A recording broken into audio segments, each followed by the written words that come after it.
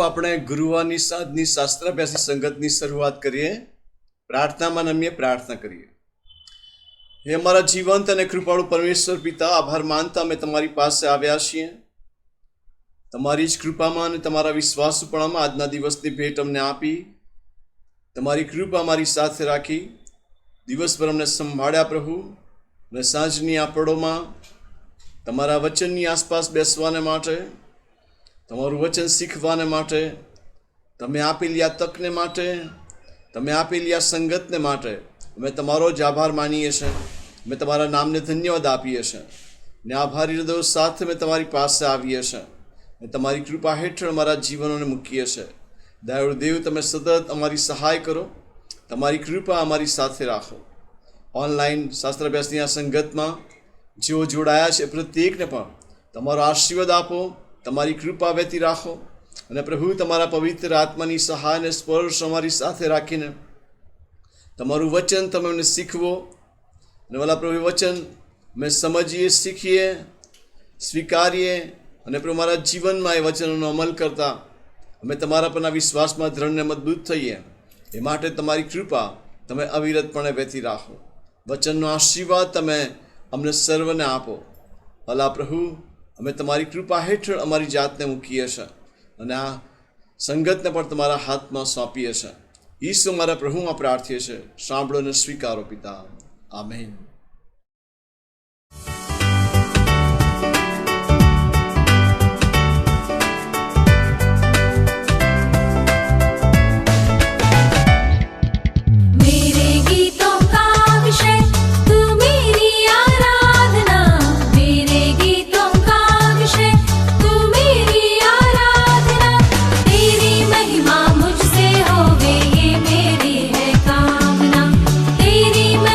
मुझसे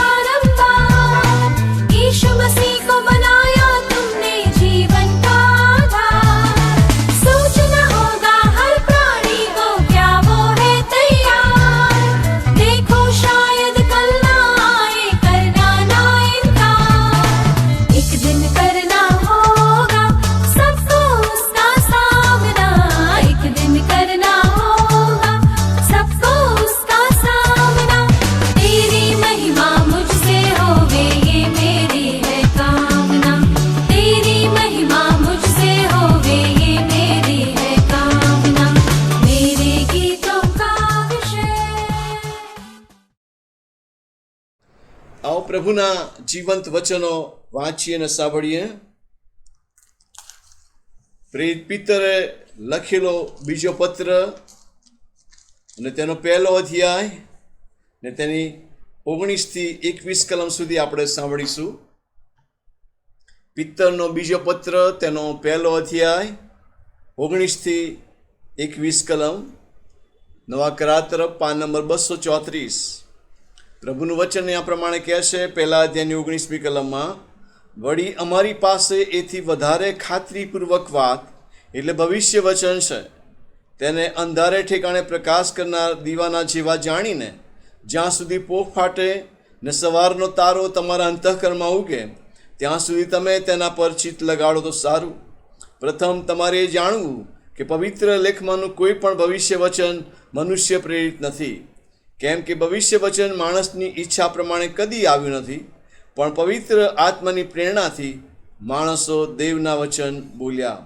આ પ્રભુનું વચન છે અને પ્રભુ આ વચનો દ્વારા તેનો આશીર્વાદ આપણને આપે ને સમજવા તેની કૃપા, તેના આત્માની સહાય અને સામર્થ્ય પ્રભુ આપણ સર્વને પૂરા પાડે. પ્રભુ ઈસુ ખ્રિસ્તના નામમાં આપ સર્વને સાંજની પ્રેમી સલામ પાઠવું છું. મેથોડિસ્ટ ચર્ચ મણિનગરના સર્વવાલાઓ અને સાથે જે વાલાઓ અમદાવાદ શહેર ને ગુજરાતમાંથી, ભારતમાંથી ને ખાસ પરદેશમાંથી પણ આ સંગતમાં જેઓ જોડાયા છે, પ્રત્યેકને પ્રેમી સલામ પાઠવું. તો આ સંગતમાં આપ સર્વનો આવકાર કરું છું. પ્રભુ તેની કૃપા અને તેની આશીષ તમને સર્વને આપે, એ જ હૃદયની પ્રાર્થના છે. ખાસ કરીને પ્રેરિત પિત્તરે જે હેતુસર આ પત્ર લખ્યો, પહેલા પત્રનો અભ્યાસ આપણે કરી ગયા. ખાસ એમાં આપણે જોયું હતું એ પ્રમાણે કે વિશેષ જેઓ સતાવણી પામ્યા હતા અને આમ તેમ વિખરાઈ ગયા હતા, એવા લોકોને પત્ર લખવામાં આવ્યો. બીજો પત્ર જ્યારે લખવામાં આવ્યો ત્યારે બહુ સ્પષ્ટપણે જનરલ લેટર છે, આપણે જાણીએ છીએ, અગાઉ પણ કહ્યું છે. અને એ પ્રમાણે વિશ્વાસ કરનાર પ્રત્યેક લોકને માટે પ્રભુનું આ વચન પત્રના રૂપમાં આપણને આપવામાં આવ્યું છે. અને પ્રેરિત પિત્તરે જ્યારે આ પત્ર લખ્યો ત્યારે એનો ચોક્કસ હેતુ પણ છે. ખાસ કરીને પ્રભુ ઈસુ ખ્રિસ્તમાં ધારણ છે એ વાત, અને સાથે સાથે ખ્રિસ્તની સુવાર્તાની વિરુદ્ધ જે શિક્ષણ આવ્યું છે અથવા આપવામાં આવે છે જૂઠા ઉપદેશકો, એના સંદર્ભમાં લખીને ચેતવણી પણ આપે છે. અને સાથે સાથે પ્રભુ ઈસુ ખ્રિસ્તના પુનરાગમન વિશે પણ એ ખાસ પ્રકારનું શિક્ષણ આપે છે. અને એટલાને માટે ઈસુ ખ્રિસ્તમાં તારણ છે અને ઉદ્ધાર પામેલ સર્વ લોકને પ્રભુ એની સાથે લઈ જવાના છે, મતલબ પ્રભુ ઈસુ ખ્રિસ્ત પાછા આવવાના છે, એ વાત આ પત્ર દ્વારા તે જણાવે છે.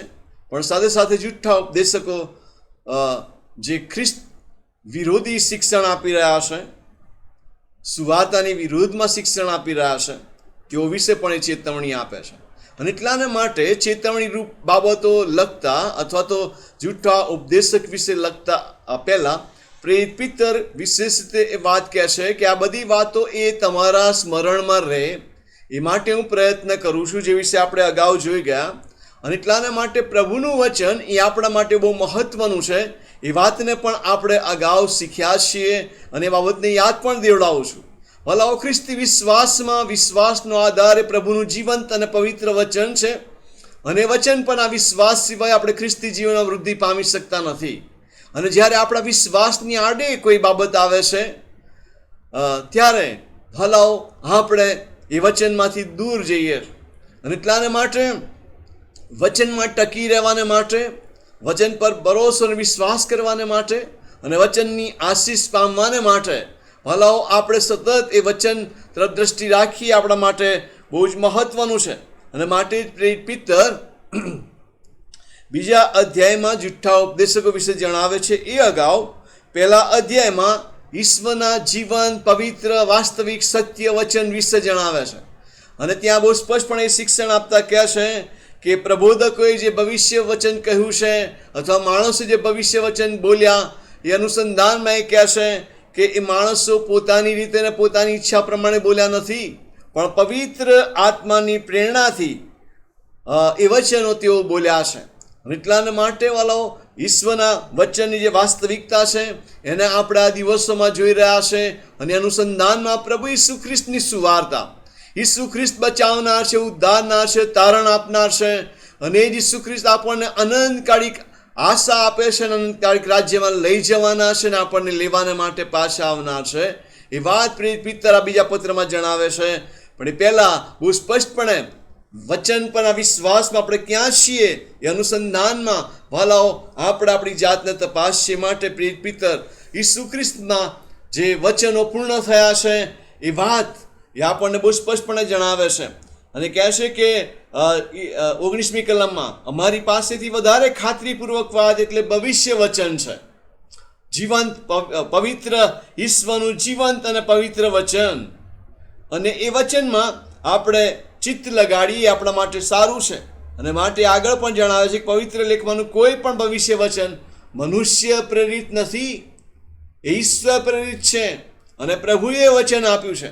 અને એટલા માટે પાછલા 2 ગુરુવારથી આપણે એ ભવિષ્ય વચન પ્રભુ ઈસુ ખ્રિસ્તને માટે આપવામાં આવ્યા અને પ્રભુ ઈસુ ખ્રિસ્તમાં પરિપૂર્ણ થયા એ વિષયનો અભ્યાસ આપણે કરી રહ્યા છે. અને આજના આ સંગતમાં, આજની આ રાત્રિ સંગતમાં ખાસ ભવિષ્ય વચન અનુસંધાનમાં આપણે અભ્યાસ કરી રહ્યા છે અને આજે એ સંદર્ભ આપણે પૂર્ણ કરીશું. પણ ગઈ વખત જે બાબત આપણે જોઈ હતી એ તો પ્રભુ ઈસુ ખ્રિસ્તના પ્રથમ આગમનનો જે હેતુ હતો અને એ હેતુ જે ભવિષ્ય વચનમાં મૂકવામાં આવ્યો ખાસ યશાયા પ્રવચક મારફતે, અને એ વચન પ્રભુ ઈસુ ખ્રિસ્તમાં પૂર્ણ થયું એ વાત આપણે જોઈ. અને એના હેતુના અનુસંધાનમાં આજે બીજી એક બાબત આપણે જોનાર છે. અને તો આપણે બહુ ખાસ જાણીએ છીએ, ઉદ્ધારી આશીર્વાદ લઈને આવનાર જીવંત ઈશ્વર પોતે માણસ બનીને આવ્યા, પણ સાથે સાથે એમણે એ ઉદ્ધારક યોજનાને પરિપૂર્ણ કરી અને એ વચન જે આપવામાં આવ્યા હતા અને વચનને પ્રભુ પૂર્ણ કરે છે એ વાતને આજે સાંજે આપણે જોવા માંગીએ છીએ. ઈસુ ખ્રિસ્તના આવવાના હેતુના અનુસંધાનમાં ખાસ બીજો જે એમનો હેતુ હતો એ તો ઉદ્ધાર્ય કાર્ય પૂર્ણ કરવું અને એમાં લોકો સહભાગી થાય. અને એટલાને માટે સાંજે જે બાબત આપણે જોવા માંગીએ છીએ એ પ્રભુ ઈસુ ખ્રિસ્તના આગમનનો જે હેતુ હતો અને પ્રભુએ પૂર્ણ કર્યો. આપણે બાઇબલમાં વાંચીએ છીએ, સુવાર્તામાં વાંચીએ છીએ, પ્રભુ ઈસુ ખ્રિસ્તે યરુશલેમ તરફ પોતાનું મુખ દ્રઢ રાખ્યું, એ તરફ એમણે દ્રષ્ટિ રાખી. કારણ કે જે કાર્ય પૂર્ણ કરવાને માટે તેઓ આવ્યા હતા એ કાર્ય પૂર્ણ કરવાને માટે યરુશલેમમાં એમનું જવું એ બહુ જ મહત્વનું હતું. હા, ચોક્કસ તેઓ દર વર્ષે પાસ્કાના પર્વમાં યરુશલેમ જતા હતા અને યરુશલેમની એ શેરીઓમાં તેઓ ફરતા હતા. આપણે જાણીએ છીએ મંદિરમાં પણ તેઓ જતા હતા, એ પણ બાબત આપણે જાણીએ છીએ. પણ આ જે એમના જીવનનો જે હેતુ છે પૂર્ણ કરવાને માટે જ્યારે એમની પૃથ્વી પરની મુસાફરી અથવા પૃથ્વી પર એમના જીવન દરમિયાન તેઓ છેલ્લી વાર જઈ રહ્યા છે, જે હેતુસર જઈ રહ્યા છે એના અનુસંધાનમાં પ્રભુના વચનમાં જે કહેવામાં આવ્યું છે એ સાંજે આપણે તપાસવા માંગીએ છીએ. ખાસ કરીને પામ સન્ડે આપણે ઉજવીએ છીએ. પ્રભુ ઈસુ ખ્રિસ્તનો યરુશલેમમાં વિજયવંત પ્રવેશ એ આપણે જાણીએ છીએ. પ્રભુ ઈસુ ખ્રિસ્તે વિજયવંત પ્રવેશ કર્યો, પણ ઈશ્વરના વચનની પરિપૂર્ણતાના રૂપે આપણે જોઈએ છીએ. કારણ કે ભવિષ્ય વચન અગાઉથી આપવામાં આવ્યું હતું અને જખારિયા પ્રબોધકે ખાસ રીતે વચનને નોંધ્યું છે. ખાસ કરીને ઈસવીસન પૂર્વે 520 થી 518 દરમિયાન જખારિયાએ પ્રબોધવાણી કરી અથવા પ્રબોધ વચનો ખાસ પ્રબોધક તરીકે એણે સેવા આપી. અને ત્યાં ઈસુ ખ્રિસ્તના આવ્યા અગાઉ 520 વર્ષ પહેલા તેમણે એ ભવિષ્ય વચન ઉચ્ચાર્યું હતું. તો મારી સાથે ખોલો જખારિયા પ્રબોધકનું પુસ્તક, તેનો 9મો અધ્યાય અને તેની 9મી કલમ. જખારિયા 9 અને 9, પાન નંબર 818 જૂના કરાર તરફ. અને ત્યાં એ લખવામાં આવ્યું છે કે હે સિયોનની પુત્રી બહુ આનંદ કર, હે યરુશલેમની પુત્રી જય પોકાર કર. જો તારો રાજા તારી પાસે આવે છે, તે ન્યાયી તથા તારણ સાધનાર છે, તે નમ્ર છે અને ગધેડા પર હા ખોલા એટલે ગધેડીના વછેરા પર સવાર થઈને આવે છે. અને આ વચન જખારિયા પ્રબોધકે પ્રબોધવાણીના રૂપમાં કરી હતી, ભવિષ્યવાણી કરી હતી. અને એના અનુસંધાનમાં આપણે જોઈએ છીએ કે દેવની પસંદ કરેલી પ્રજા કે જેમના જીવનમાં બંદીવાસ હતો, જેમના જીવનમાં અનેક નિરાશાઓ હતી, આપણે ગઈ વખત પણ જોયું હતું કે નિરાશ માણસોની મધ્યે એ મુલાકાતે આવે છે અને તેઓના બંધન છોડવાને માટે પ્રભુ ઈસુ ખ્રિસ્ત આવે છે અને પ્રભુ તેમને છુટકારો આપે છે. આજે સાંજે બાબત આપણે જોવા માંગીએ છીએ કે યરૂશાલેમ તરફ જ્યારે તે જાય છે ત્યારે ખાસ કરીને પાપની ગુલામીમાં જેઓ બંધનમાં છે, જેઓ જીવનની આ મુસાફરીમાં પોતાના જીવનના નાશ તરફ છે, એવા લોકોને ઉગારવાને માટે, સમગ્ર માનવ જાતને માટે પોતાનું જીવંત બલિદાન આપવાને માટે તેઓ યરૂશાલેમમાં આવે છે. આપણે જાણીએ છીએ કે યહૂદી લોકો એ મસીહના આવવાની રાહ જોતા હતા. એ દેવના વચનના અનુસંધાનમાં તેઓ એ બાબતની રાહ જોતા હતા અને મસીહ આવશે એ વાત તેઓ બહુ વિશ્વાસપૂર્વક કહેતા હતા. અને પ્રભુ ઈસુ ખ્રિસ્તનું આગમન થયું. આપણે જાણીએ છીએ કે ભવિષ્ય વચનો પ્રભુ ઈસુ ખ્રિસ્તમાં પૂર્ણ થયા. ગઈ વખત પણ આપણે જોયું કે બેથલેહેમમાં એ જન્મશે, એ વાત આપણે જોઈ હતી. હવે યરૂશાલેમ વિજયવંત પ્રવેશ કરે છે ત્યારે એક રાજા તરીકે રોમન સામ્રાજ્ય નીચે ખાસ પીસાઈ રહેલી યહૂદી પ્રજાને કોઈ છોડાવનાર મળે અથવા છોડાવનાર આવે એવી આશા રાખનારા પ્રજા મધ્યે પ્રભુનું આ જીવંત વચન ભવિષ્યવાણીના રૂપમાં આવે છે અને જખારિયા એ પોકારે છે કે હે સિયોનની પુત્રી, બહુ આનંદ કર, હે યરૂશાલેમની પુત્રી, જય પોકાર કર, જો તારો રાજા તારી પાસે આવે છે. તે ન્યાયી તથા તારણ સાધનાર છે, તે નમ્ર છે અને ગધેડા પર, હા ખોલા પર, એટલે ગધેડા વછેરા પર સવાર થઈને તે આવે છે. ભલાઓ, જો 9મા અધ્યાયની શરૂઆત આપણે વાંચીએ, જખારિયા 9 ની શરૂઆતની કલમો, તો ત્યાં લખવામાં આવ્યું છે કે યહોવાના વચનરૂપી દેવવાણી અલગ અલગ દેશોને માટે આપવામાં આવી છે. 1 થી 4 કલમ વાંચો, ત્યાં હાદ્રાક જે દેશ છે એની સામે જે ન્યાય શાસન ઈશ્વરનું છે એ વિશે લખવામાં આવ્યું છે.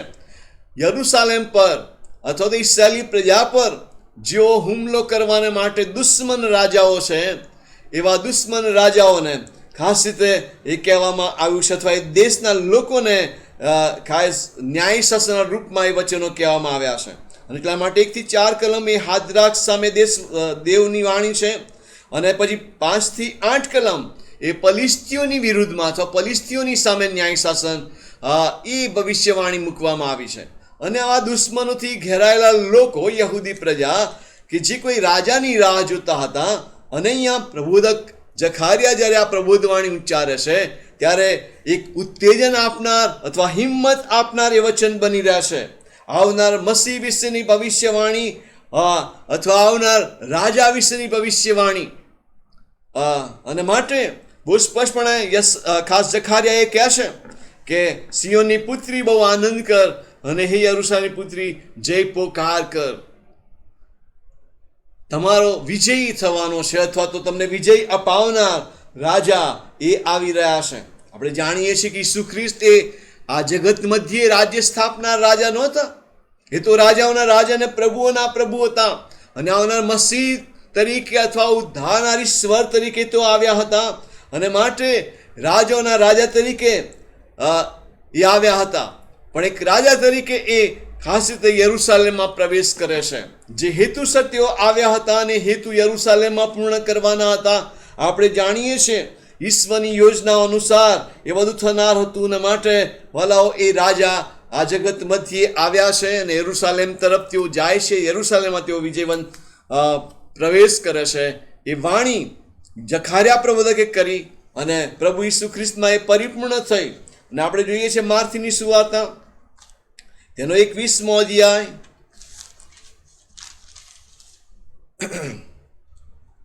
અને તેની 4થી અને 5મી કલમ. ત્યાં ખાસ આ વચનો ટાંકવામાં આવ્યા છે. પ્રભુ ઈસુ ખ્રિસ્ત યરૂશાલેમમાં આવે છે એ સમયની આ વાત છે.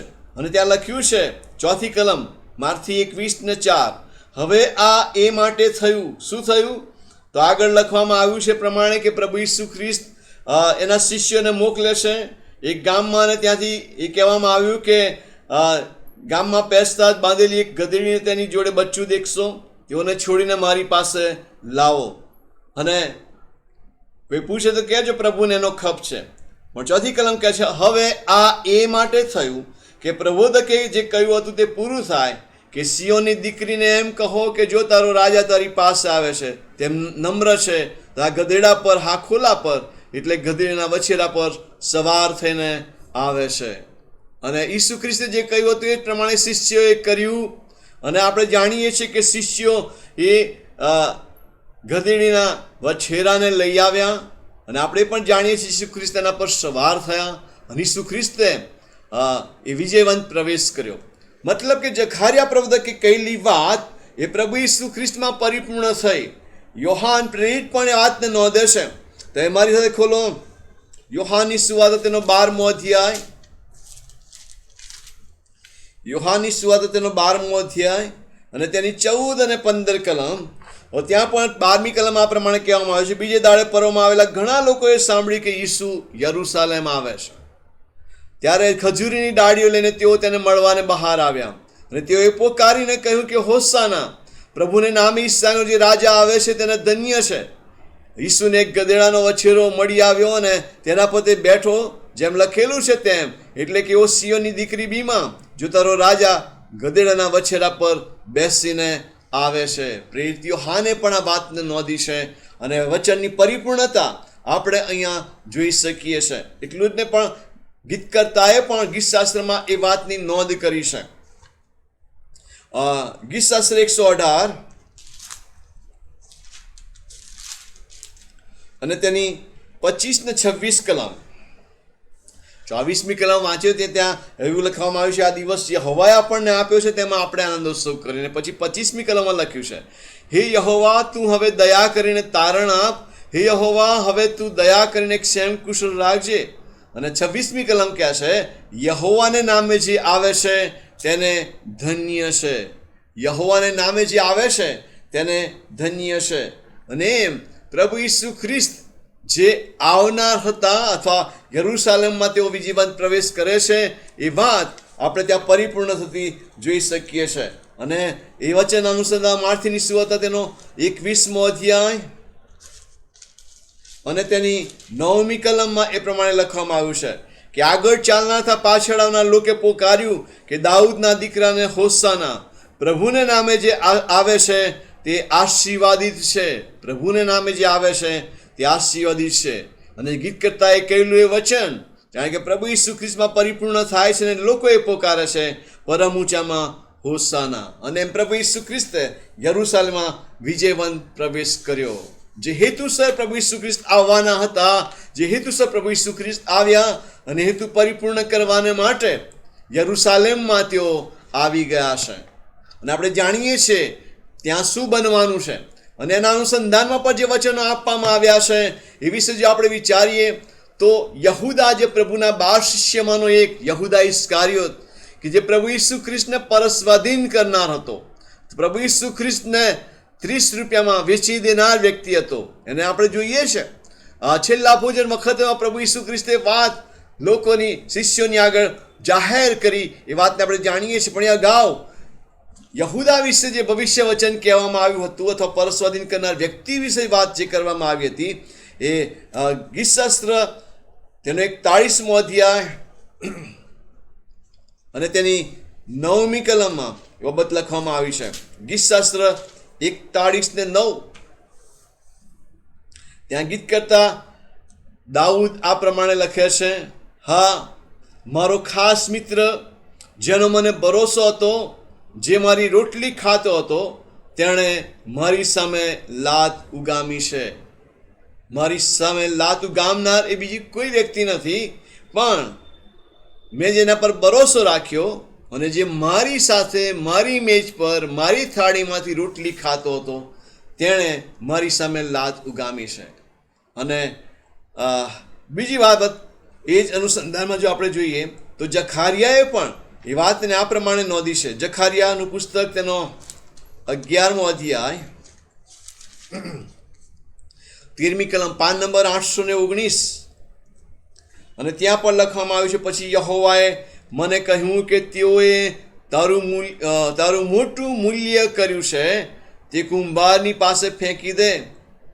અને મેં તે 30 રૂપિયા લઈને તેમને કુંભારની પાસે યહોવાના મંદિરમાં ફેંકી દીધા. જાણીએ છીએ ઈસુ ખ્રિસ્તને વેચનાર તો ઈસુ ખ્રિસ્તને પરસ્વાધીન કરનાર યહૂદાએ પણ 30 ચાંદીના સિક્કા, 30 રૂપિયા એ યાજકો પાસેથી લીધા હતા. અને ત્યાર પછી એની પરિપૂર્ણતા આપણે જોઈ શકીએ છીએ. તમે મારી સાથે ખોલી યોહાનની સુવાર્તા, તેનો 13મો અધ્યાય અને 18મી કલમ. યોહાનની સુવાર્તા તેનો 13મો અધ્યાય, નવા કરાર તરફ પાન નંબર 105. યોહાનની સુવાર્તા તેનો 13મો અધ્યાય અને 18મી કલમ. આ હું તમારા સર્વના સંબંધમાં નથી કહેતો, જેઓને મેં પસંદ કર્યા છે તેઓને હું ઓળખું છું, પણ જે મારી સાથે રોટલી ખાય છે તેણે મારી સાથે લાત ઉગામી છે, એ શાસ્ત્રલેખ પૂરો થવા સારું એમ થવું જોઈએ. પ્રભુ ઈસુ ખ્રિસ્ત ખાસ ઉપલી મેળીમાં એ છેલ્લા ભોજન સમયે, ભોજન બાદ જ્યારે શિષ્યના પગ ધુવે છે ત્યાર પછી એ ગુરુ અને શિષ્યની વાત કરે છે. અને ત્યાં બહુ સ્પષ્ટપણે એ વાત રજૂ કરે છે. અને ત્યાં એ લખવામાં આવ્યું છે,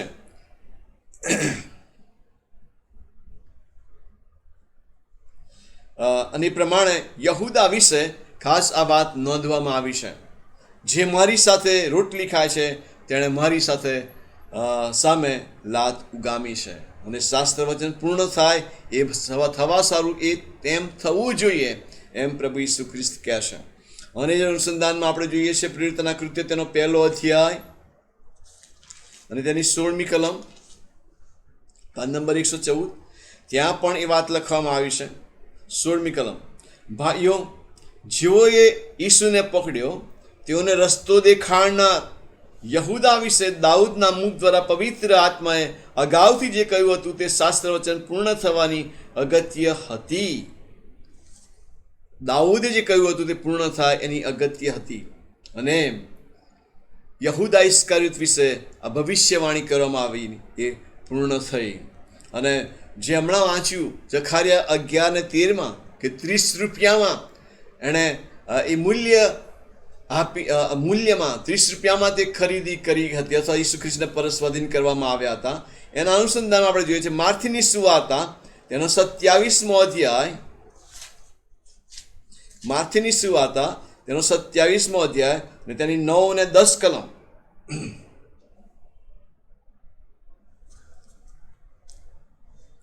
ત્યાં લખવામાં આવ્યું છે, ત્યારે યર્મિયા પ્રવક્તાએ જે કહ્યું હતું તે પૂરું થયું કે જેનું મૂલ્ય ઠરાવવામાં આવ્યું, એટલે જેનું મૂલ્ય ઈસ્રાએલ પુત્રોએ ઠરાવ્યું તેના મૂલ્યના 30 રૂપિયા તેઓએ લીધા. અને જેમ પ્રભુએ મને હુકમ કર્યો તેમ કુંભારના ખેતરને સારું મેં તે આપ્યા. એ યર્મિયાએ લખ્યું છે. જખારિયાએ પણ એ બાબતની નોંધ કરી છે. અને આપણે એ વચનની પરિપૂર્ણતા માર્થીની સુવાર્તા 27મા અધ્યાયની 9 અને 10 કલમમાં જોઈ શકીએ છીએ. અને યહૂદાએ એવું જ કર્યું. યહૂદાએ એવું જ કર્યું. એને પશ્ચાતાપ થયો, પણ એણે એ મૂલ્ય અથવા તો એ જે 30 રૂપિયા છે જે ચાંદીના સિક્કા એની પાસે છે એ અનુસંધાનમાં ત્યાં બહુ સ્પષ્ટ લખ્યું છે. 6ઠ્ઠી કલમ તમે જુઓ, 27મો અધ્યાય અને તેની 3જી કલમ આ પ્રમાણે કહે છે કે ત્યાર પછી તે અપરાધી ઠરાવાયો. એ જોઈને તેને પરસ્વાધીન કરનાર યહૂદાને પશ્ચાતાપ થયો અને પેલા 30 રૂપિયા મુખ્ય યાજકોની તથા વડીલોની પાસે પાછા લાવીને તેણે કહ્યું કે નિરપરાધી લોધ પરસ્વાધીન કર્યાથી મેં પાપ કર્યું છે. ત્યારે તેઓએ તેને કહ્યું કે તેમાં અમારે શું, તે તું જાણે. પછી મંદિરમાં રૂપિયા ફેંકી દઈને તે નીકળ્યો અને જઈને ગળે ફાંસો ખાધો. અને આગળ નીકળ્યો ત્યારે મુખ્ય યાજકોએ તે રૂપિયા લઈને કહ્યું કે એ લોહીનું મૂલ્ય છે, માટે ભંડારમાં એ નાખવા ઉચિત નથી. અને પછી એમણે કુંભારનું ખેતર વેચાતું લીધું. મતલબ કે વચનો પરિપૂર્ણ થાય છે. પ્રભુ ઈસુ ખ્રિસ્તમાં એ પરિપૂર્ણ આપણે થતા વચનોને જોઈએ છે. ઈસુ ખ્રિસ્તના આવવાનો હેતુ જે પૂર્ણ થવાનો હતો એનું સંધાનમાં. હવે જે બાબત આપણે જોવા માંગીએ છીએ, જે હેતુસર પ્રભુ ઈસુ ખ્રિસ્ત આવ્યા હતા દુઃખ સહન કરવાના માટે અને પોતાનું બલિદાન આપવાને માટે, એ વાતો વિશેની ભવિષ્યવાણી ખાસ યશાયા પ્રવક્તાએ નોંધી છે. યશાયા પ્રવક્તાનું પુસ્તક તેનો 53મો અધ્યાય આખો 53મો અધ્યાય એ ઈસુ ખ્રિસ્તના દુઃખ સહન વિશેની ભવિષ્યવાણીના સંદર્ભમાં લખાયેલો અધ્યાય છે. અને ત્યાં બહુ સ્પષ્ટપણે એ વાત યશાયા પ્રવૃત્ત કરે છે. એ અગાઉ 52મા અધ્યાયમાં જે છેલ્લો ભાગ છે ત્યાં એ પ્રમાણે કહેવામાં આવ્યું કે જુઓ, મારો સેવક ડાપણથી વર્ષે, તે ઉન્નત થઈને ઉચ્ચ પદવીએ પહોંચશે, અતિ મહાન થશે. જે પ્રમાણે ઘણા લોકો તેને જોઈને વિસ્મિત થયા, તેનો ચહેરો અને તેનું રૂપ એવા વિરૂપ થયા હતા કે તે જાણે માણસ જ ન હોય, અને તે ઘણા દેશોને થથરાવી નાખશે. એ વાત ત્યાં લખવામાં આવી છે. અને તેનો ચહેરો અને તેનું રૂપ એવું લખવામાં આવ્યું છે. અને 53મો અધ્યાય આપણે વાંચીએ છીએ તે ત્યાં એવું લખવામાં આવ્યું છે કે તેનું સ્વરૂપ એવું નહોતું કે આપણે તેને ચાહીએ. અને યશાયા પ્રવક્તા ભવિષ્યવાણી કરે છે ઈસુ ખ્રિસ્તના મરણના સંદર્ભમાં, ઈસુ ખ્રિસ્તના દુઃખ સહન સંદર્ભમાં. અને 53મા અધ્યાયની 12મી કલમમાં આ પ્રમાણે લખવામાં આવ્યું છે કે તે માટે હું મહાન પુરુષોની સાથે તેને હિસ્સો વહેંચી આપીશ, અને પરાક્રમી સાથે તે લૂંટ વહેંચશે, કારણ કે તેણે પોતાનો આત્મા મરણ પામતા સુધી રેડી દીધો અને તે અપરાધીઓમાં ગણાયો. પરંતુ તેણે તો ઘણાઓના પાપ માથે લીધા અને અપરાધીઓને સારું મધ્યસ્થી કરી. પ્રભુ ઈસુ ખ્રિસ્તે એ પરિપૂર્ણ કર્યું છે.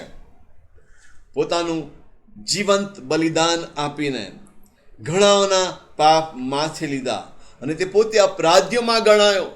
અને આ વચન પ્રભુ ઈસુ ખ્રિસ્તમાં પૂર્ણ થતું આપણે જોઈ શકીએ છીએ. માર્કની સુવાર્તા તેનો 15મો અધ્યાય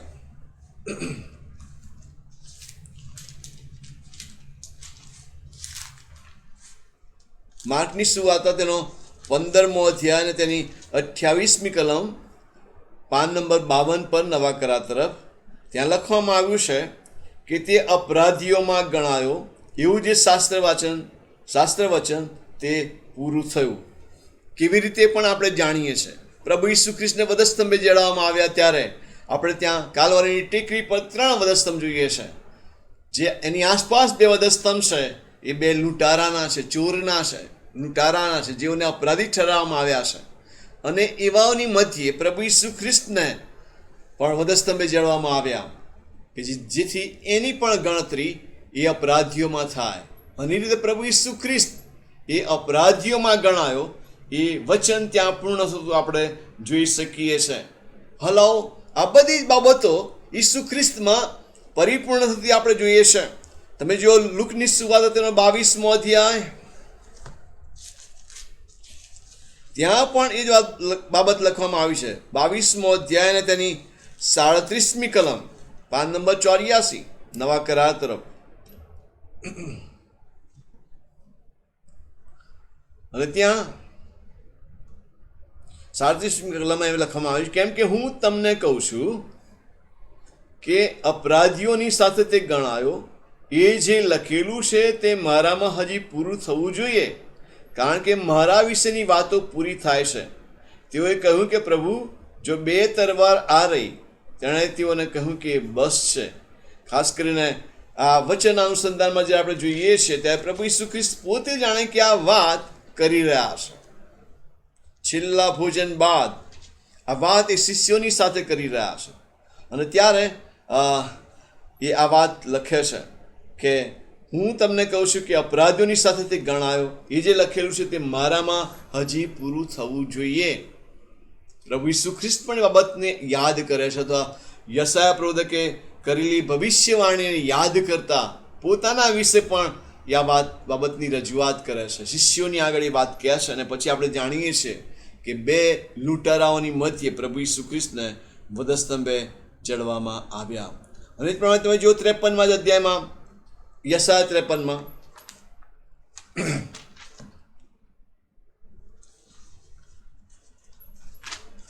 તેની 4થી કલમથી આગળ ઘણાના પાપ તેણે માથી લીધા એ વાતને આપણે ત્યાં જોઈ શકીએ છીએ. 4થી કલમ 53, યશાયા 53 4થી કલમથી, પાન નંબર 646.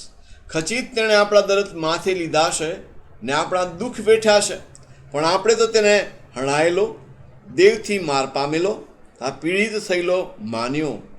પણ આપણા અપરાધોને લીધે તે વિંધાયો, આપણા પાપોને લીધે કચડાયો, આપણને શાંતિ પ્રાપ્ત કરવાના માટે તેને શિક્ષા થઈ ને તેના સોળથી આપણને સાજાપણું મળ્યું છે. આપણે સર્વ ઘેટાની પેટે ભટકી ગયા છે, દરેક પોતપોતાને માર્ગે વળી ગયો છે, અને યહોવાએ તેના પર આપણ સર્વના પાપનો ભાર મૂક્યો છે. સમગ્ર માનવજાતના ઉદ્ધારને માટે આવેલ ઈશ્વર પોતે ભલાઓ સમગ્ર માનવજાતના પાપ પોતાના સિર પર લે છે. દીકરા પ્રભુ ઈસુ ખ્રિસ્ત કે આ જગતમાં આવ્યા જે હેતુથી એ હેતુ પૂર્ણ કરવાને માટે તેઓ આવ્યા અને એ સમગ્ર માનવજાતના પાપ પોતાના સિર પર લે છે. એ વાસ્તવિકતા ભવિષ્યવાણીના રૂપમાં યશાયા પ્રવક્તાએ અહીંયા ભવિષ્યવાણી કરી છે, અથવા તે પ્રબોધ કર્યો છે. અને જે અધ્યાયમાં તમે 11મી કલમ જુઓ, યશાયા 53:11, 10મી કલમથી વાંચીશ, ત્યાં લખ્યું છે, તો પણ યહોવાની મરજી તેને કચરવાની હતી, તેણે તેને દુઃખી કર્યો, તેના આત્માનું દોષાધાર પણ થશે, ત્યારે તે પોતાના સંતાન જોશે, તે દીર્ઘાયુ થશે ને તેને હાથે યહોવાનો હેતુ સફળ થશે. 11મી કલમ, તે પોતાના આત્માના કષ્ટનું ફળ જોઈને સંતોષ પામશે. મારો ન્યાયી સેવક પોતાના જ્ઞાનથી ઘણાઓને ન્યાયી ઠરાવશે, અને તેઓના અપરાધો તે પોતાને માથે લેશે. તેઓના અપરાધો, માનવજાતના અપરાધો તે પોતાને માથે લેશે. એ વાત યશાયા પ્રવક્તાએ ભવિષ્યવાણીના રૂપમાં કરી છે. પિત્તના પત્રમાં આપણે વાત અગાઉ શીખી ગયા. પહેલો પિત્ત તેનો 2 અધ્યાય ને તેની 24 ને 25 કલમ, ખાસ કરીને દુઃખ સહનના સંદર્ભમાં, સતાવણીના સંદર્ભમાં ખાસ રીતે વચન મૂકવામાં આવ્યું છે. અને પ્રભુ ઈસુ ખ્રિસ્તે આપણી અગાઉ જાણે કે નમૂનો મૂક્યો છે એ વાત ત્યાં લખવામાં આવી છે. પહેલો પિત્ત તેનો 2 અધ્યાય, પાન નંબર 231, બીજા અધ્યાયની 24 ને 25 કલમ, ત્યાં લખવામાં આવ્યું છે કે લાકડા પર તેણે પોતે પોતાના શરીરમાં આપણા પાપ માથે લીધા, જેથી આપણે પાપો સંબંધી મૃત્યુ પામીને ન્યાયપણા સંબંધી જીવીએ. તેના ઘાવોથી તમે સાજા થયા, કેમ કે તમે ભૂલા પડેલા ઘેટાના જેવા હતા, પણ હવે તમારા જીવોના પાળક અધ્યક્ષની પાસે પાછા આવ્યા છો. હલો, પ્રભુ ઈસુ ખ્રિસ્તમાં એ વચનની પરિપૂર્ણતા આપણે જોઈ શકીએ છીએ. ઘણાઓના પાપ હલાઓ સમગ્ર માનવ જાતને માટે જે જીવંત બલિદાન બની ગયા, જે હેતુસર તેમણે પોતાનું જીવંત અર્પણ કર્યું, વલાઓ એ હેતુની પરિપૂર્ણતા આપણા જીવન દ્વારા થાય એ બહુ જરૂરનું છે. કારણ કે જે આશીર્વાદ લઈને પ્રભુ ઈસુ ખ્રિસ્ત આ જગતમાંથી આવ્યા, એ સ્વર્ગમાંથી ઉતરી આવ્યા, તમારા અને મારા માટે એમણે પોતાનું જીવંત બલિદાન આપ્યું, અને જીવંત બલિદાન દ્વારા મળતો જે આશીર્વાદ છે એ આશીર્વાદને પામવાને માટે વલાઓ વિશ્વાસ સાથેની પાસે આવવું એ આપણા માટે મહત્વનું છે. અને માટે જે વિશ્વાસ કરે છે પ્રત્યેકને માટે વલાઓ તારણ અથવા ઉદ્ધારના આશીર્વાદની વાત પ્રભુના વચનમાં કરવામાં આવી છે. અને એટલા માટે ત્યાં એ પણ લખવામાં આવ્યું છે કે એણે એ હેતુ પરિપૂર્ણ કર્યો કે આપણા પાપ તેણે પોતાના શરીરમાં એને માથે લીધા, જેથી આપણે પાપો સંબંધી મૃત્યુ પામીને ન્યાયપણા સંબંધી જીવીએ. આપણે આપણા પાપો સંબંધી મૃત્યુ પામીને ન્યાયપણા સંબંધી જીવીએ. અને એ માટે પ્રભુ ઈસુ ખ્રિસ્તે આપણા પાપ પોતાના સિર પર લીધા છે. પણ એ આશીર્વાદને પામવા માટે આપણે પાપો સંબંધી મૃત્યુ પામવું એ બહુ જરૂરનું છે. જ્યારે ભલાઓ પ્રભુ પોતે, ઈશ્વર પોતે આવીને એ હેતુને પરિપૂર્ણ કરે છે, ત્યારે એ હેતુ આપણા જીવનમાં ત્યારે જ સાર્થક બને છે કે જ્યારે આપણે વિશ્વાસ સહિત એ ઈસુ ખ્રિસ્તના જીવંત બલિદાનને અને એમાં મળતા આશીર્વાદોને સ્વીકારીએ છીએ ત્યારે. ને માટે ભલાઓ પાપ સંબંધી મૃત્યુ પામીને આપણે જીવન ઈશ્વરને આપણા જીવનો સમર્પિત કરીએ. પ્રભુ ઈસુ ખ્રિસ્તમાં મળતા એ ઉદ્ધારી આશીર્વાદને આપણે આપણા જીવનમાં પ્રાપ્ત કરીએ. તારણનો આશીર્વાદ, ઉદ્ધારનો આશીર્વાદ, બચાવનો આશીર્વાદ, છુટકારાનો આશીર્વાદ લઈને પ્રભુ ઈસુ ખ્રિસ્ત આવ્યા, અને એ આશીર્વાદ આપણને પ્રાપ્ત થાય એ માટે પોતે જીવંત બલિદાન બની ગયા. ભવિષ્યવાણી જે કહેવામાં આવી હતી એ પ્રભુ ઈસુ ખ્રિસ્તમાં પરિપૂર્ણ થયેલી આપણે જોઈ શકીએ છીએ. એ વધસ્તંભ ઉપર પણ જે બાબતો બની એ વિશે પણ પ્રભુના સેવકોએ લખ્યું છે. તો મારી સાથે ખોલો ખાસ ગીતશાસ્ત્રનું પુસ્તક, તેનો 22મો અધ્યાય આપણે ખુલ્લો રાખીએ.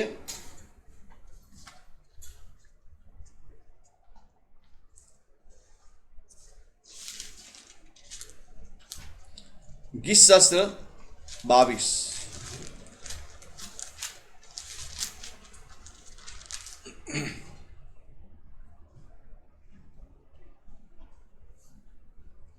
અને ત્યાં પહેલી જ કલમમાં એ પ્રમાણે લખવામાં આવ્યું છે, હે મારા દેવ તે મને કેમ તજી દીધો છે.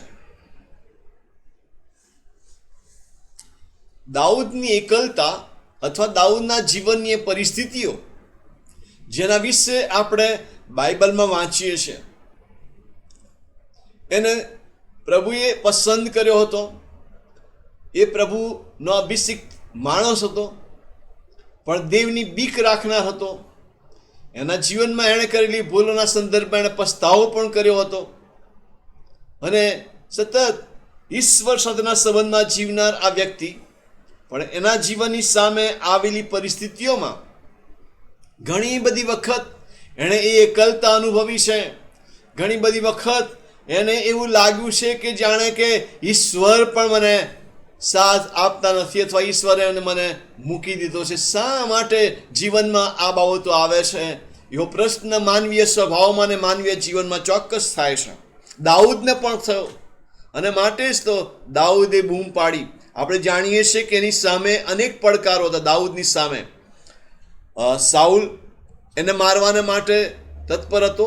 આપણે જાણીએ છીએ સાઉલના મરણ પછી પણ એના જીવનમાં આવેલી જે પરિસ્થિતિઓ છે, જે યુદ્ધો તે એને લડવા પડ્યા તે, અને સાથે સાથે એના કુટુંબના વ્યક્તિઓ તરફથી એની સામે જે બળવો કરવામાં આવ્યો, જે બંડ પોકારવામાં આવ્યું, ખાસ એના દીકરા અબશાલોમે એની સામે બળવો પોકાર્યો, એ વાતને આપણે જાણીએ છીએ.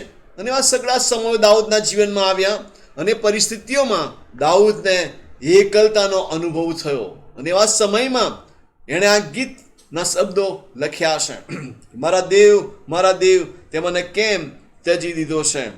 અને પછી આગળ લખ્યું છે, મને સહાય કરવાને મારો વિલાપ સાંભળવાને તું એટલે છે તે કેમ રહે છે. એને એવું લાગે છે કે હું પ્રભુને પોકારી રહ્યો છું, પ્રભુ મારું સાંભળતા નથી. માનો કેટલી બધી વાર આપણા જીવનમાં પણ આપણે આવી પરિસ્થિતિમાં આવી પડીએ છીએ. પણ અહીંયા દાઉદે પણ એ જ વાત કહી વર્ષો અગાઉ, અને વર્ષો બાદ એ દાઉદનો દીકરો પ્રભુ ઈસુ ખ્રિસ્ત, એ યસાઈનું ઠૂઠું જેને કહેવામાં આવ્યું, ગઈ વખત આપણે જોયું હતું, મતલબ કે દાઉદના કુળમાં આવેલ પ્રભુ ઈસુ ખ્રિસ્ત, એ દાઉદનો દીકરો પણ એના જીવનમાં આવેલી પરિસ્થિતિમાં એ પણ એ બૂમ પાડે છે.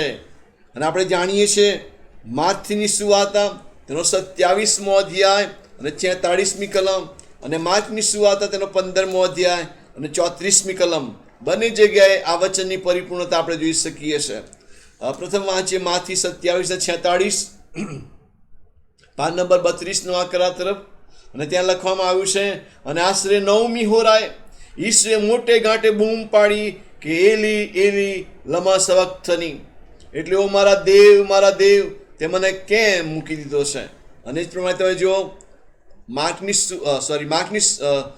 માર્કની સુવાર્તા તેનો 15મો અધ્યાય અને 34મી કલમ, પાન નંબર 52, ત્યાં પણ લખવામાં આવ્યું છે 33-34 કલમ, 6 કલાક થયો ત્યારે આખા દેશમાં 9મા કલાક સુધી અંધકાર છવાઈ રહ્યો.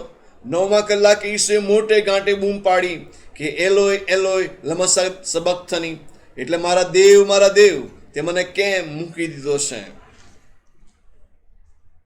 અને ત્યાં વચનની પરિપૂર્ણતા આપણે જોઈ શકીએ છીએ. વર્ષો અગાઉ દાઉદે કદાચ એના જીવનમાં આવેલી એકલતાને લીધે પોકાર્યું, અથવા તો એણે ભવિષ્ય વચન પોકાર્યું, અને ભવિષ્યમાં એનો દીકરો એના વંશમાં એના કુળમાં આવેલો પ્રભુ ઈસુ ખ્રિસ્ત એ પણ વધસ્તંભ પરથી એ વાણી ઉચ્ચારે છે. સમગ્ર માનવ જાતના પાપ પોતાના સિર પર લેનાર અને જીવંત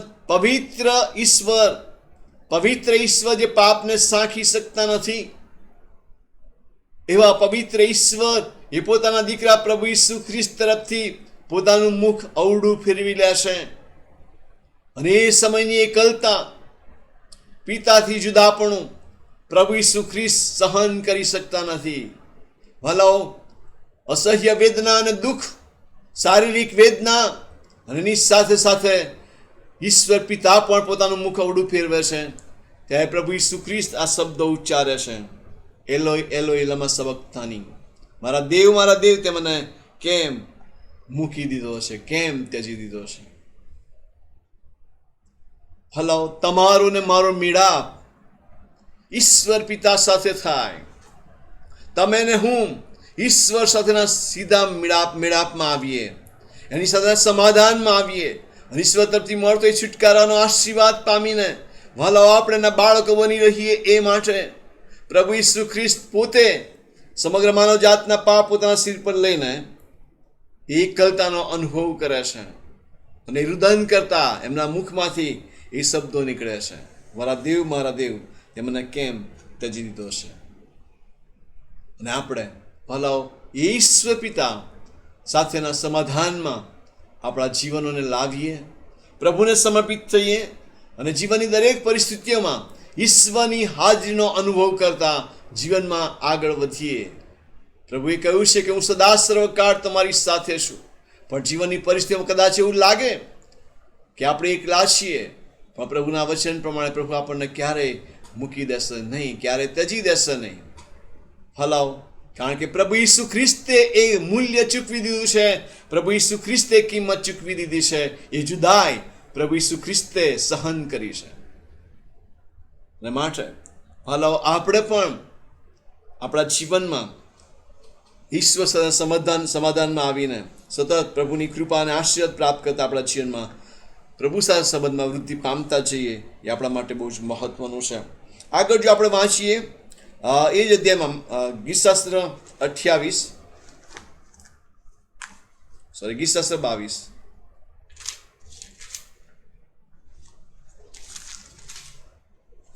અને તેની 18મી કલમ,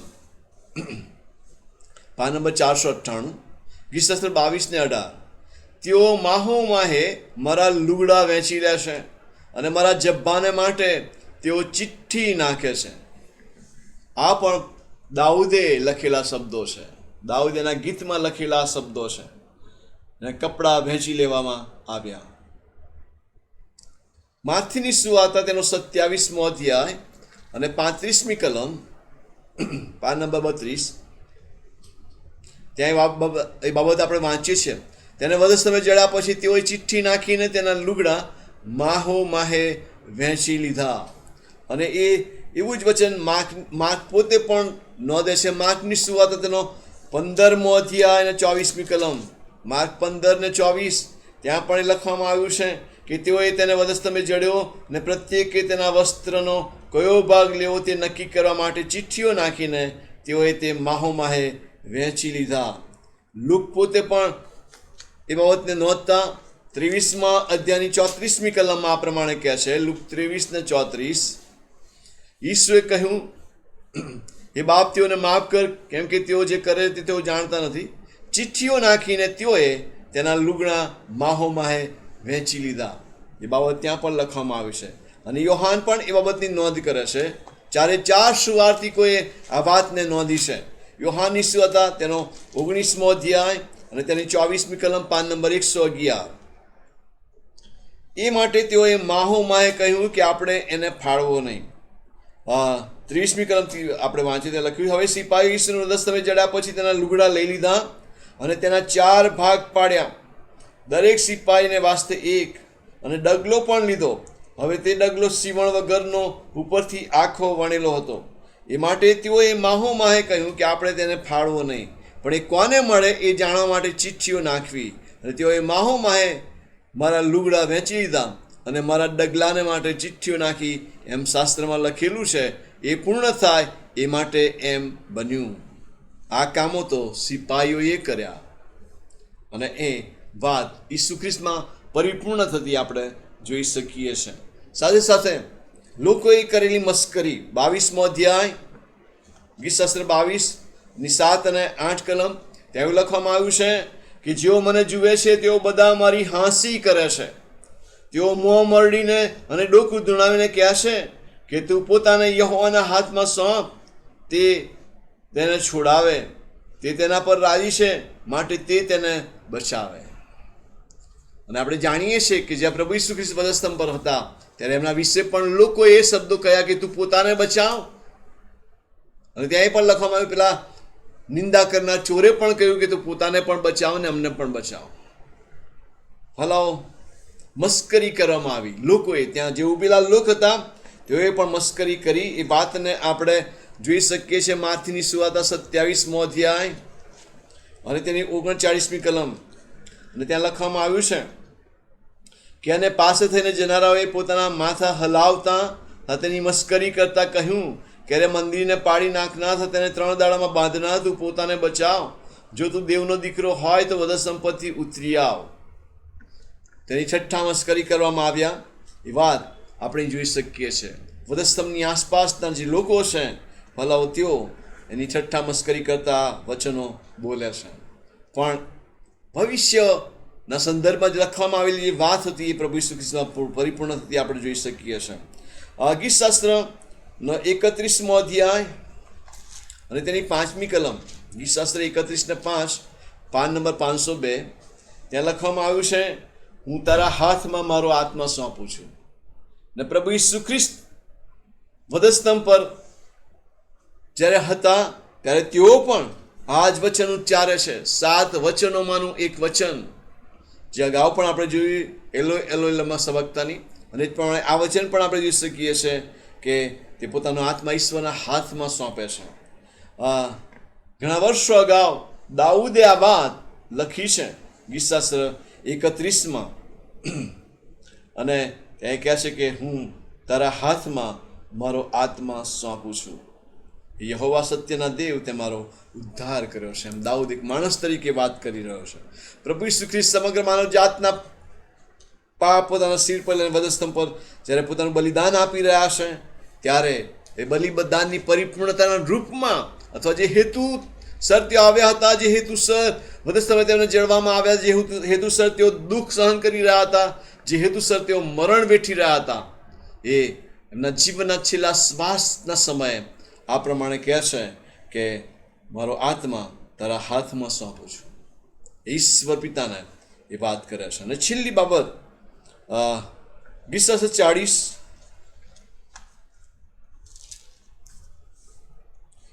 40 અને તેની 6ઠી કલમથી આગળ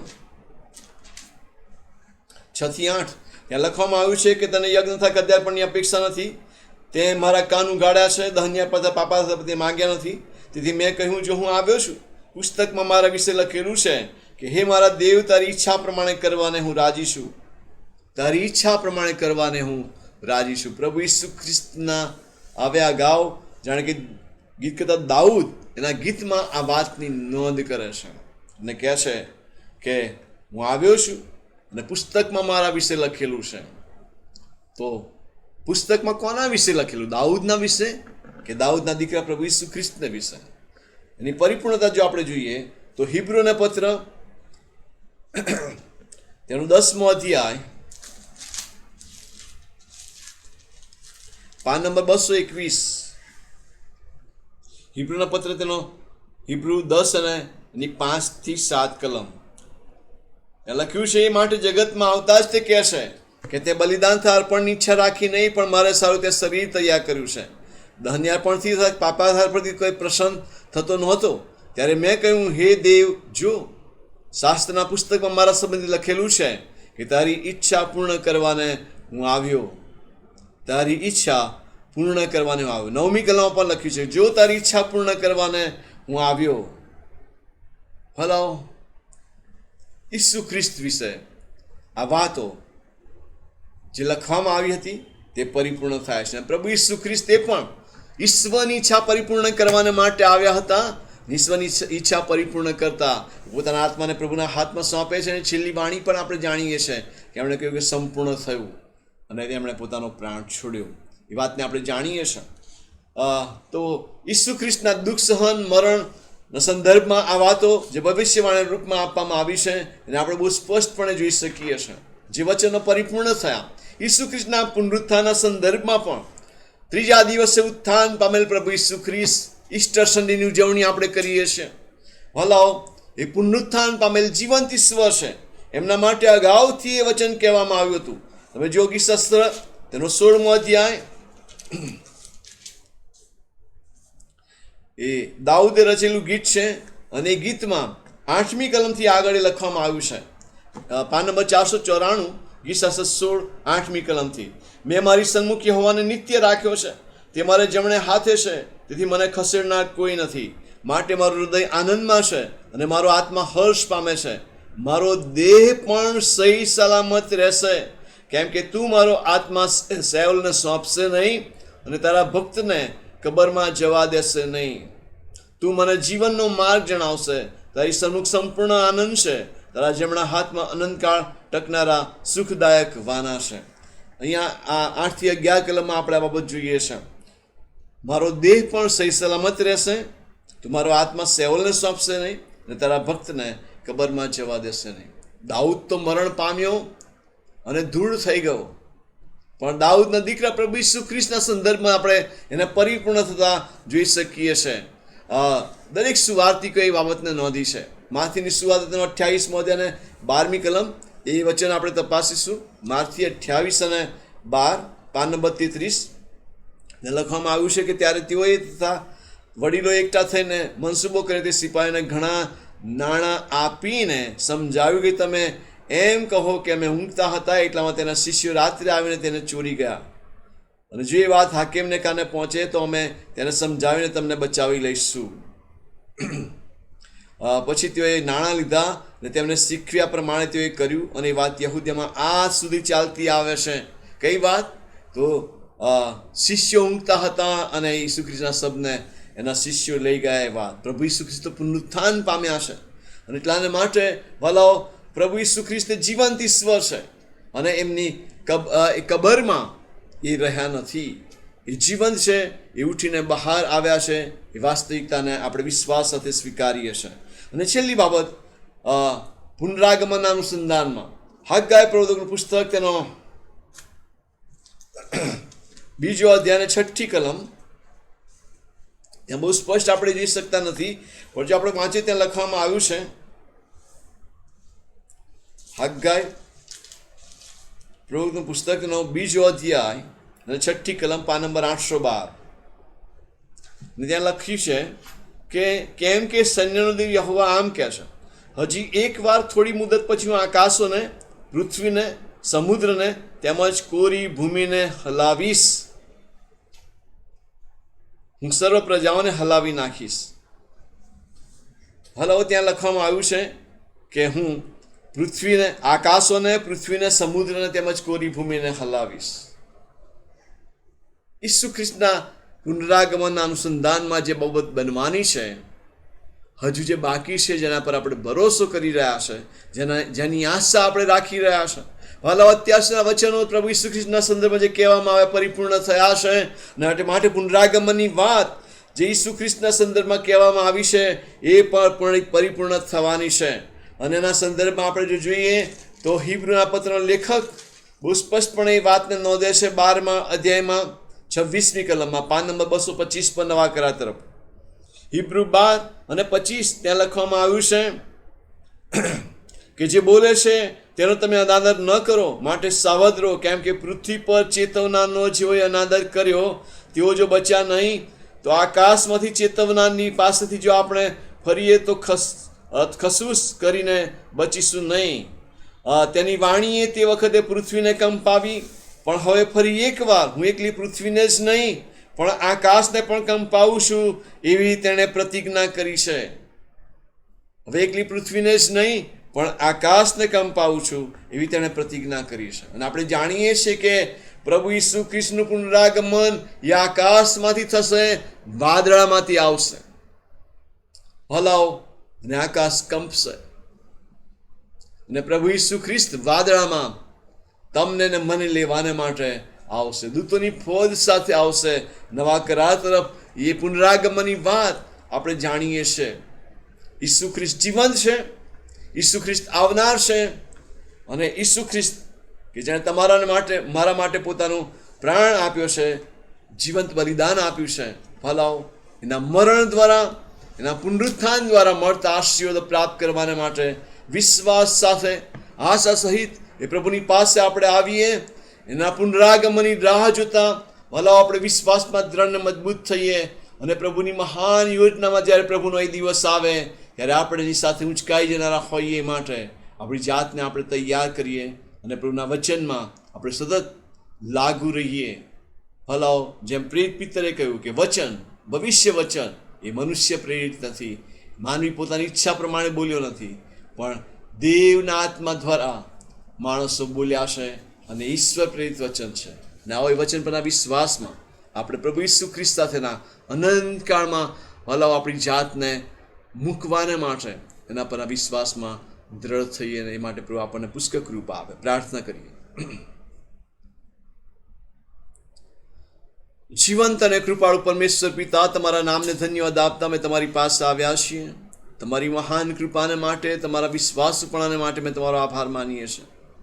ભલા પ્રભુ, તમારા જીવન, પવિત્ર, વાસ્તવિક, સત્ય વચનોને માટે અમે તમારી સ્તુતિ કરીએ છીએ.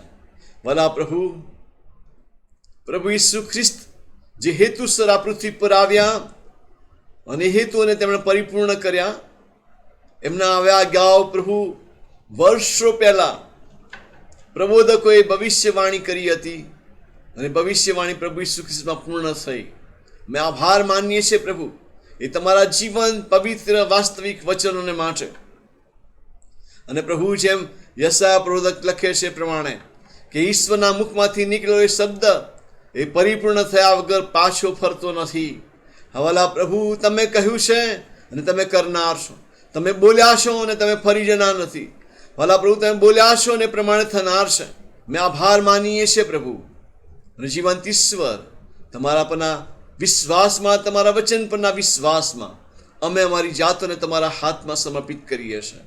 પ્રભુ ઈસુ ખ્રિસ્તના પુનરાગમન અનુસંધાનમાં ભલા પ્રભુ, અમે તમારો આભાર માનીએ છીએ એ જીવંત પવિત્ર વચનને માટે. અને વચન પ્રભુ તમે પરિપૂર્ણ કરવા તરફ જઈ રહ્યા છો. આ છેલ્લા દિવસોમાંથી અમે પસાર થઈ રહ્યા છે. ક્યારે તમારું આવું થશે અમે જાણતા નથી. પ્રભુ, જે તક તમે એમને આપી છે, જે સમય તમે એમને આપ્યો છે પ્રભુ, અમે ખાસ પ્રાર્થના કરતા તમારી કૃપા માંગીએ છીએ. જીવતા ઈશ્વર તમને સમર્પિત થઈ જવાને માટે અને તમને મળવાને માટે, અમારી જાતને તૈયાર કરવાને માટે અમને તમે પુષ્કળ કૃપા આપો. અમને સહાય કરો પ્રભુ. અને તમારી સાથે સંબંધમાં જીવવાને માટે, વચન પરના વિશ્વાસમાં જીવવાને માટે, તમને વળગી રહેવાને માટે અમને તમારી કૃપા આપો. તમારા સામર્થ્યથી અમને ભરો. એ જ અમારી ખાસ પ્રાર્થના છે. ભલા પ્રભુ, તમારી કૃપા માંગીએ છીએ. જે લોકો પ્રભુ આ શાસ્ત્ર અભ્યાસમાં જોડાય છે, પ્રત્યેકને તમારી કૃપા આપો, તમારી આશીષ આપો. તમે સહજ સહાય કરો પ્રભુ, અને વચનનો આશીર્વાદ દરેકના જીવનમાં તમે આપો. એ જ અમારી ખાસ પ્રાર્થના છે. ભલા પ્રભુ પિતા, મેં તમારી કૃપા હેઠળ મારી જાતને મૂકીએ છીએ. મારી મળીને પ્રત્યેક કુટુંબોને પણ તમારી પાસે લાવીએ છીએ પ્રભુ. તમારી કૃપા સહજ જારી રાખો, સહાય કરો પ્રભુ. અને જીવંત ઈશ્વર, દરેકને વચન પરના વિશ્વાસમાં દ્રઢને મજબૂત કરો, અને તમારો આશીર્વાદ દરેકના જીવનમાં આપો. એ જ મારી ખાસ પ્રાર્થના છે. મળીમાં જે વાલાઓ માંદા છે પ્રભુ, પ્રત્યેકના હકમાં તમારી કૃપા માંગી દરેકને સહાય કરો. તમારી કૃપા આપો, તમારો સ્પર્શ તેઓને આપો.